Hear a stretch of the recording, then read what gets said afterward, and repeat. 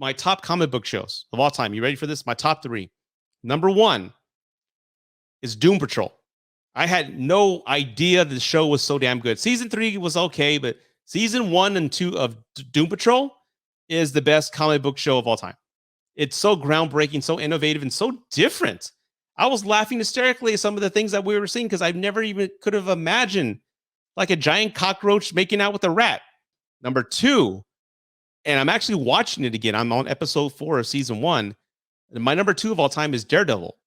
I love Daredevil. Daredevil was my favorite comic book growing up. I still have all the comics up in my room.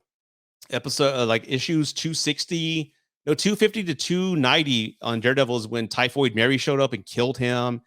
It's very dark, and I love the dark material of Daredevil.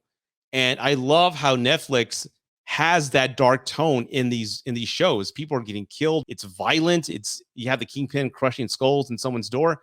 And I'm showing my girlfriend this because she likes Law and Order, and she loves like violence like I do. And she was like, well, I have a show for you.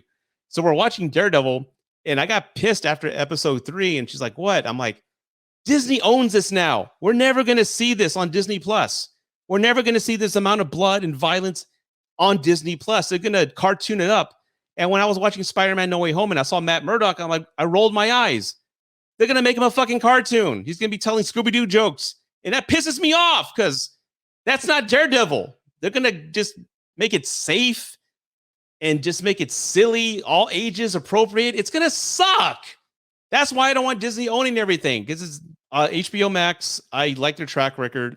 And that's why I love James Gunn doing this type of humor. It's funny. It's like Guardians of the Galaxy, the Peacemakers. It's like taking these unknown comic book heroes no one's ever heard about and making them household names. I'm happy for John Cena. I'm happy for everybody. It's such an amazing show. Now, do I want James Gunn to take over the DCU?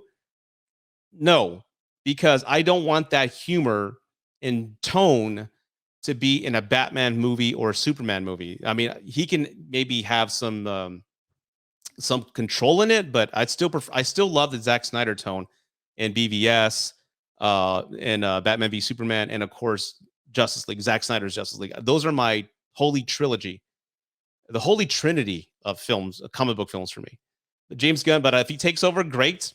But I just don't want that humor in that formula to be in the rest of the DCU. For example, here's my main complaint with the James Gunn Guardians of the Galaxy movie.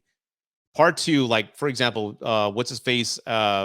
Quill, whatever, the Christopher Pratt, he meets his dad, and his dad's giving him a heartfelt speech about, son, I've always wanted to be with you, and here I am, not to be the father that I've always wanted to be.